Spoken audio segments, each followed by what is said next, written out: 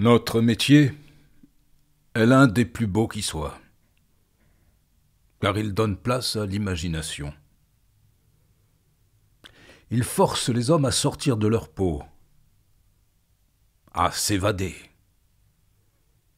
Et c'est ce qu'ils demandent. Le métier de comédien, c'est l'art d'utiliser le trac, la souffrance, le plaisir. C'est l'art de savoir de soi-même se mettre dans un certain état. C'est le déclenchement intérieur d'un sentiment donné. C'est s'avouer, se déclarer publiquement dans des sentiments qui sont parfois trop intimes. Le métier, c'est tout de même une sorte de confiance.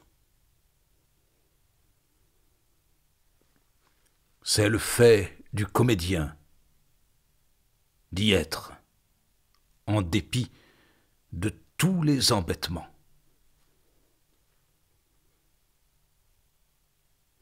Nous ne sommes que des exécutants, des ouvriers d'art. Donc nous ne sommes que des outils. Tout comédien est un menteur qui se ment à lui-même et qui ment aux autres.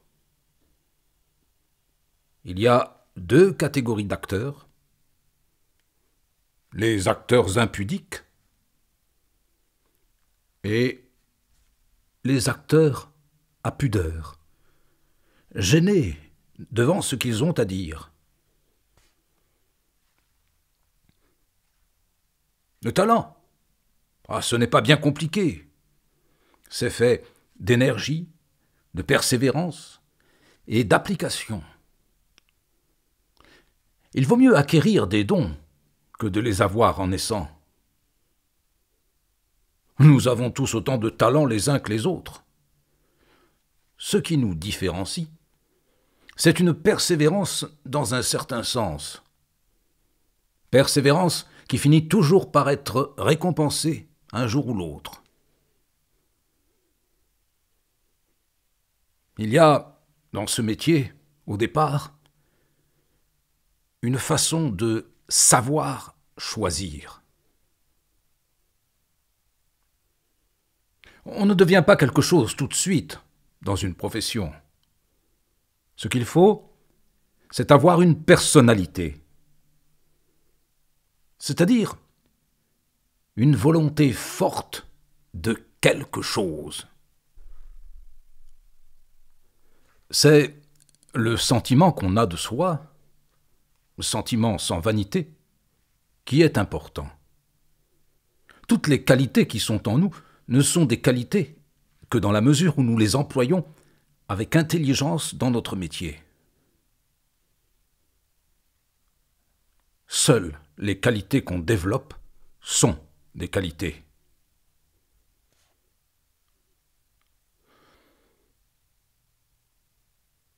Il n'y a qu'une chose qui compte. C'est cette espèce de perfection professionnelle qu'on acquiert par la pratique. Tout cela est au départ basé sur de toutes petites choses qui ont justement un rapport avec cette révélation de soi-même. L'honnêteté professionnelle est une chose très importante. C'est l'hygiène de l'acteur. Chaque chose malhonnête dans notre profession se paie. Quand on joue, il y a deux choses importantes, beaucoup plus difficiles à apprendre qu'on ne croit. Premièrement, écouter quelqu'un. Deuxièmement, parler à quelqu'un. Au théâtre, la façon de parler à quelqu'un, qui se tait, doit créer la pensée de l'autre. L'art de la comédie consiste d'abord à écouter, ensuite à parler. Il y a deux façons d'atteindre à la perfection d'un rôle. Premièrement, par l'extérieur, la mimique. Une fois qu'on a la mimique, on dit le texte admirablement. Deuxièmement, par l'inflexion muette. Quand on joue une pièce 200 fois, le secret est d'entendre la réplique du partenaire comme si on l'entendait pour la première fois. Alors, on a gagné, on peut être sûr de jouer la comédie.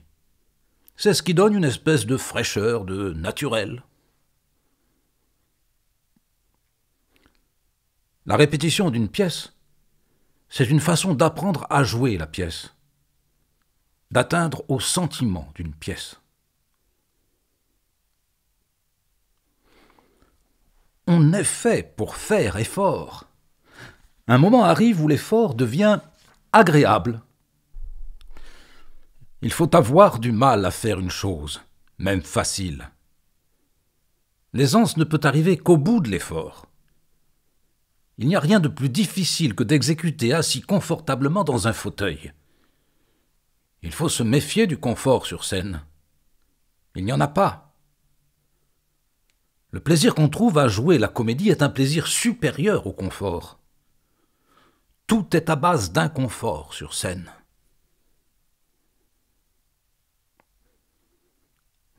Dans tout ce qu'on fait, au point de vue exécution, il faut rester dans une certaine noblesse, dans une certaine beauté.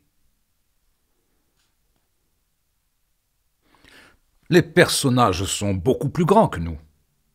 Aussi étonnant qu'on soit, on ne sera jamais à leur hauteur. Il y a des rôles qu'il faut travailler pour percevoir la distance à laquelle on en est. C'est par la sensibilité intérieure que l'on trouve le personnage. Nous sommes les domestiques des personnages. Il y a un phénomène de concentration qui, par la hantise qu'on aura d'un personnage, fait qu'on finit par le voir et l'entendre intérieurement. En l'exécutant ensuite, on sait à quel moment on atteint le personnage. Après, l'exécution sera parfaite. C'est ainsi qu'on arrive à s'exorciser soi-même pour atteindre le personnage. Il faut arriver à aimer tous les personnages qu'on joue, quels qu'ils soient. Il faut être très circonspect, très réservé avec eux, les fréquenter d'une fréquentation longue, quotidienne. C'est la seule façon d'en tirer quelque chose. C'est cette sollicitude, cette amitié qu'on a pour le personnage qui le fait se révéler à la fin.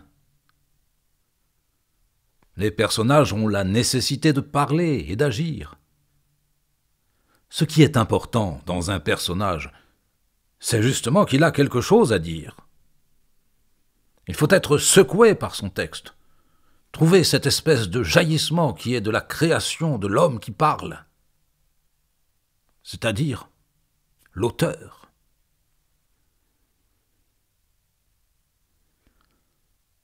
On a tendance à faire vivre, à agiter un personnage. Or, on ne fait rien vivre seul. C'est le texte qui fait vivre. Surtout si c'est un texte classique.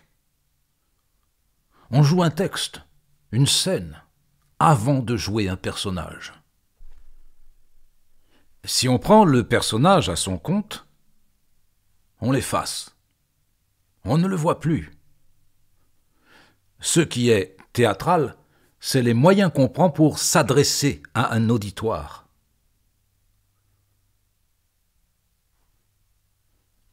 L'auteur, même quand il est ému, reste conscient de ce qu'il fait. Si on veut être le personnage sur scène, cela ne sera plus clair. Il faut surveiller ce qu'on fait. Si on est vraiment amoureux, on jouera mal. Si on fait de la réalité, ce n'est pas vrai. Il faut d'abord chercher à exécuter par rapport à certains points du personnage.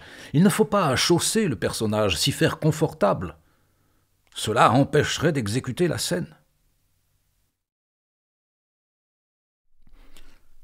Ce qu'il y a de plus important au théâtre, c'est l'association du physique et du tempérament. Et il est très rare d'avoir cet accord. Il y a parfois un malentendu physique qui n'est pas en rapport avec le tempérament dramatique. Tout nous gêne pour exécuter un personnage. C'est quand on a accepté, fait sienne cette gêne, et atteint le personnage, qu'on a de la satisfaction. Il n'y a pas d'exécution confortable. Toute exécution est inconfortable. On ne doit pas être à l'aise. Il faut se voir, s'écouter, écouter le public. Quand on a fait ces trois choses, on joue le personnage.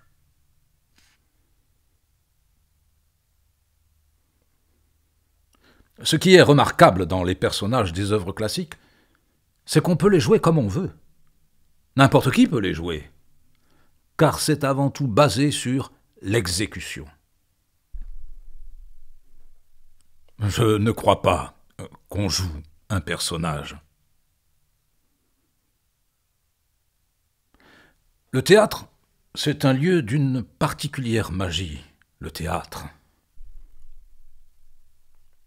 Tout ce qu'on raconte au théâtre est dérisoire, comique.